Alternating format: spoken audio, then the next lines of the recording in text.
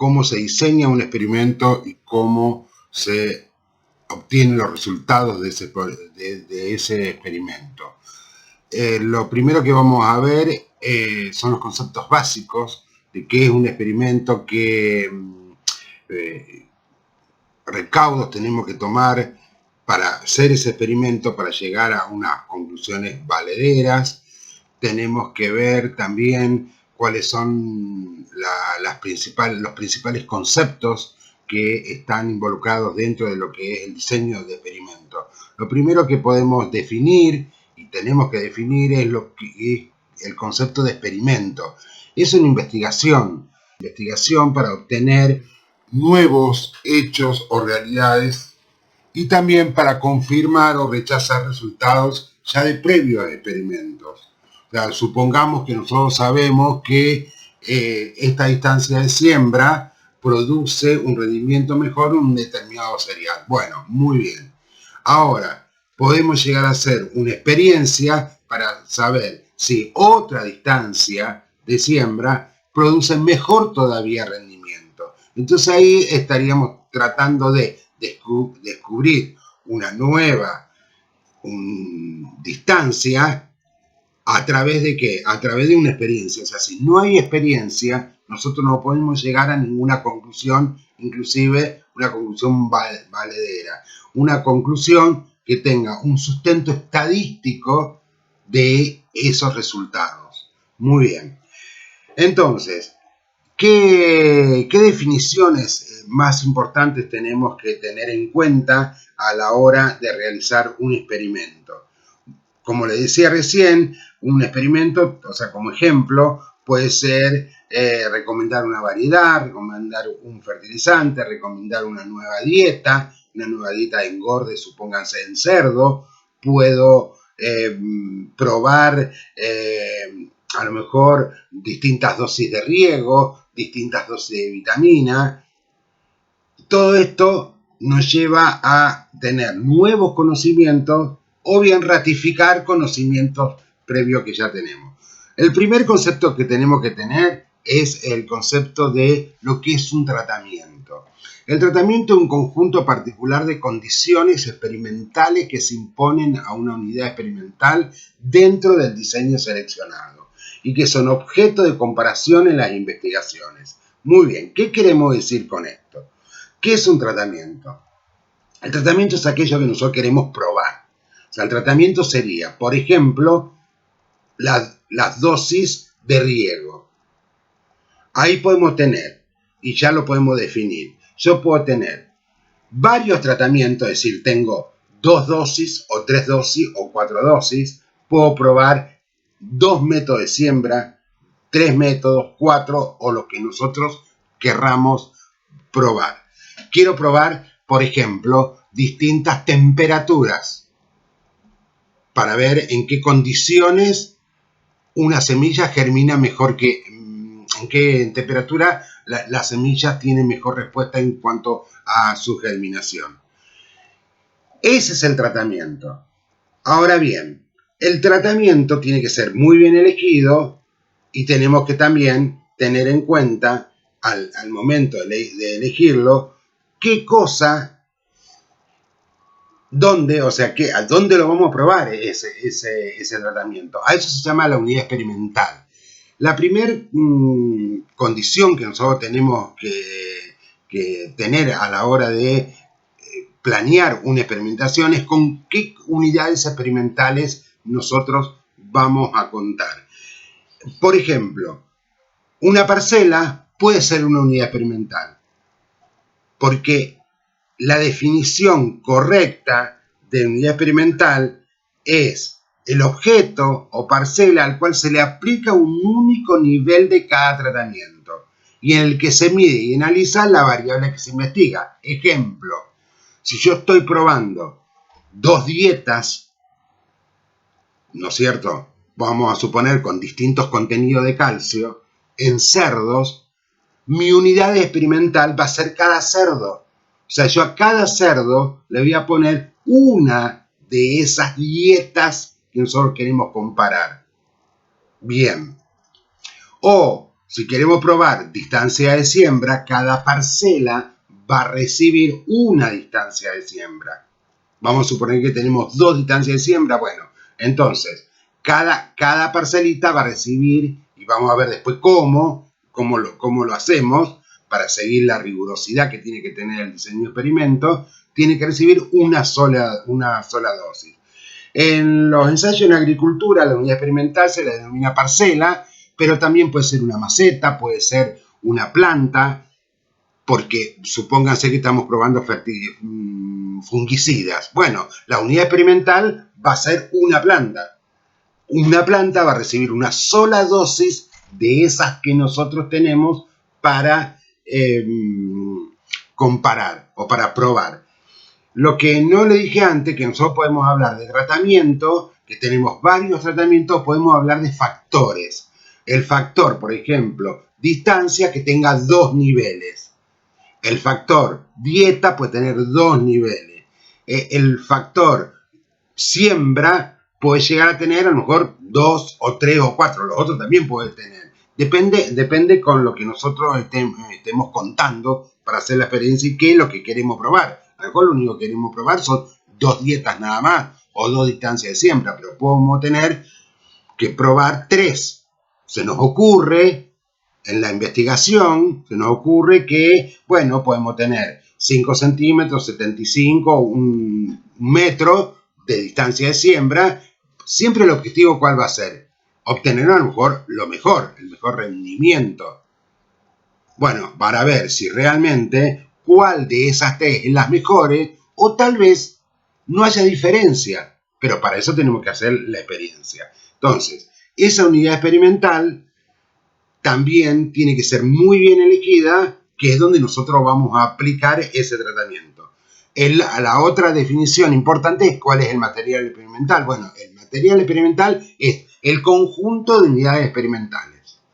Ahora bien, como tenemos, y siempre este concepto va a estar presente, que ser riguroso en el diseño de experimento, vamos a tener que ver si ese material experimental es homogéneo o es no homogéneo. ¿Qué quiere decir que sea homogéneo? Es cuando las distintas unidades experimentales reaccionan en forma similar ante la aplicación de un mismo nivel de tratamiento, salvo una variación al azar. ¿Qué quiero decir con esto? Un material experimental homogéneo sería, por ejemplo, las parcelas que tengan la misma fertilidad, la misma composición del suelo, la misma temperatura, humedad. En animales, por ejemplo, va a ser homogéneo cuando tenemos, por ejemplo, todos cerdos en la misma camada, del mismo peso inicial. Porque esto nos lleva a un concepto que después vamos a definir bien, pero tenemos que minimizar siempre los errores. Porque el objetivo de todo esto es cuál es el efecto del tratamiento. Entonces, todos los otros factores que estén afectando a ese tratamiento los tengo que minimizar.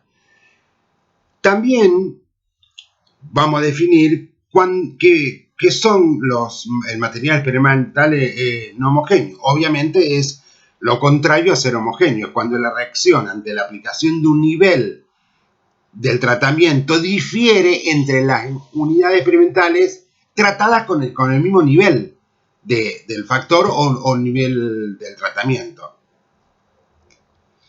Vamos a ver, después a medida que vamos avanzando en los distintos diseños que vamos a ver durante toda la cursada, cómo tratan las unidades experimentales cuando son homogéneas y cuando no son homogéneas.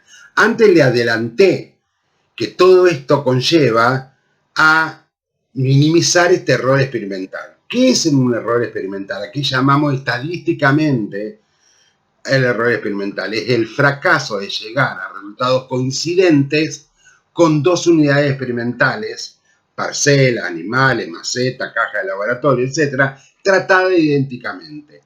Este fracaso está motivado por la variabilidad inherente a todo material experimental o por la variación que surge como resultado de cualquier falta de uniformidad en la conducción del experimento. Por nosotros, en realidad, ¿qué tenemos que minimizar?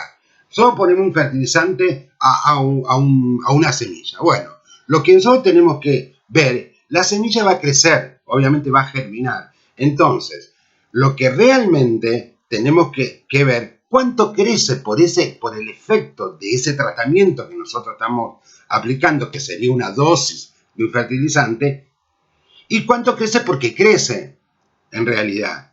O sea, si nosotros aplicamos bien los principios básicos del diseño de experimento, vamos a poder identificar cuál es la variabilidad que tiene en el crecimiento de la semilla la aplicación de ese fertilizante o de esa dosis de fertilizante.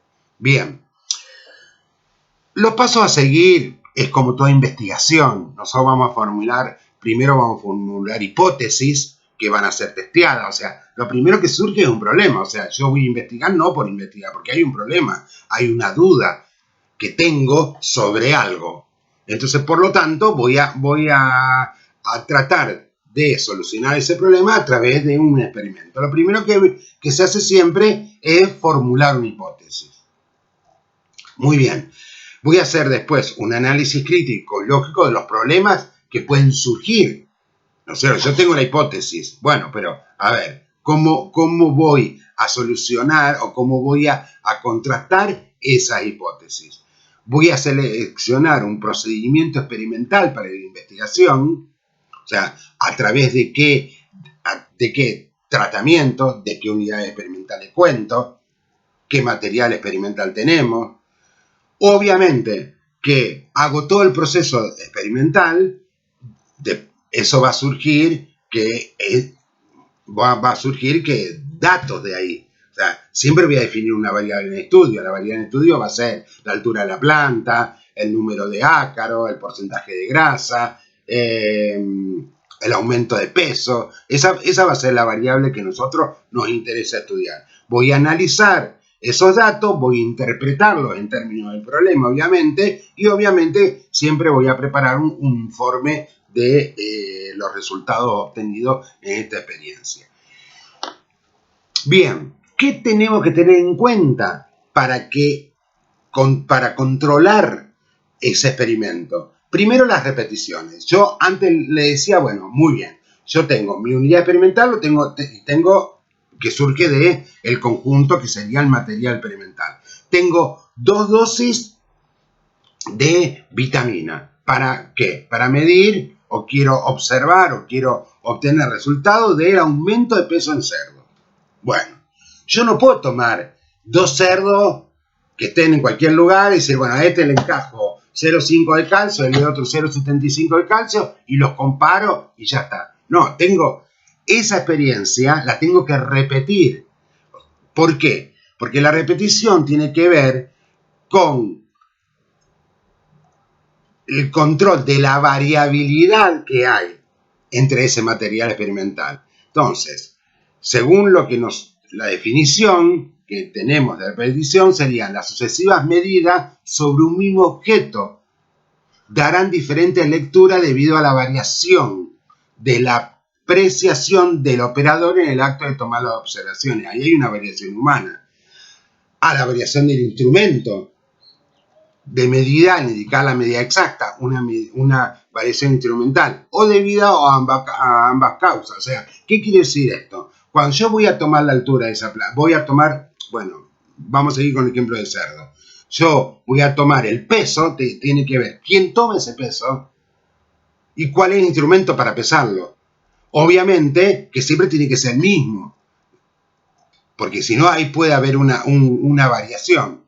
Solo por medio de la repetición disponemos de los medios para estimar el error experimental. O sea, esto que yo le decía antes, el cerdo va a aumentar de peso porque aumenta de peso. Pero, a ver, ¿cuánto aumenta en realidad por el efecto del tratamiento y cuánto aumenta por otras causas que son las que nosotros vamos a meter en el error experimental? Otra cosa importante es, como yo le decía recién, yo no puedo decir, bueno, tengo 10 cerdos y a estos 5 le doy un tratamiento, a otros 5 le doy un tratamiento. Bueno, esa selección de esas unidades experimentales tiene que ser aleatorizada. Voy a aleatorizar la asignación de los tratamientos a las unidades experimentales. De modo que todas las unidades experimentales consideradas en la experiencia tengan la misma probabilidad de recibir un tratamiento. Su función, o sea, la aleatorización, es asegurar estimaciones insegadas de media de tratamiento y del error experimental. Muy bien. Otra cosa importante es el control local. Acá es donde nosotros tenemos que minimizar la falla humana y las fallas instrumentales. Ese error, ¿cómo lo podemos minimizar? Muy bien. Por ejemplo, si nosotros tenemos unidades experimentales que no son homogéneas, tenemos una parcela que tiene distinta fertilidad, distinta composición del suelo, distinta humedad, ¿qué vamos a hacer? Vamos a armar bloques donde el bloque tenga parcelas que sean homogéneas. O sea, la heterogeneidad que se dé entre bloques, pero dentro de cada bloque haya homogeneidad. Esto se aplica cuando, como vimos recién en el principio, cuando las unidades experimentales son no homogéneas. Porque entonces yo vuelvo a lo mismo. Yo tengo que ver cuál es el efecto del tratamiento. Si el efecto del tratamiento es porque es efectivo, bueno, o no es efectivo, depende de la conclusión que saquemos, pero no hay nada que esté interfiriendo.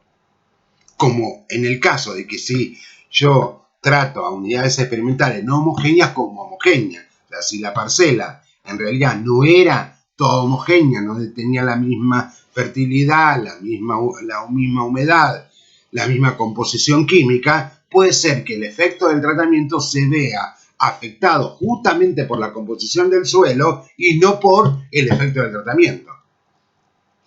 Bien, entonces, ¿qué quiere decir esto del control local? Si yo tomo altura, o sea, si vamos a hablar de altura de planta, tiene que ser a la misma hora, la misma persona, en el mismo tiempo. O sea, la primera medición, la segunda medición, la voy a tener que ir haciendo en las mismas condiciones.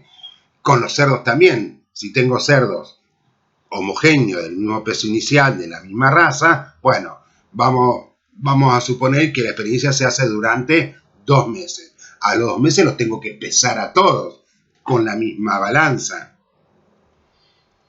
Si tomo, por ejemplo, altura de planta, bueno, entonces, la altura la voy a medir el mismo día, voy a tener que tratar de hacerla el mismo día, en las mismas condiciones. No puedo medir una un día y a la semana ir a medir otra, porque ahí ya hay una variable que es la variable tiempo, que me está influenciando. Muy bien. La prevención de los errores, ¿por qué es importante?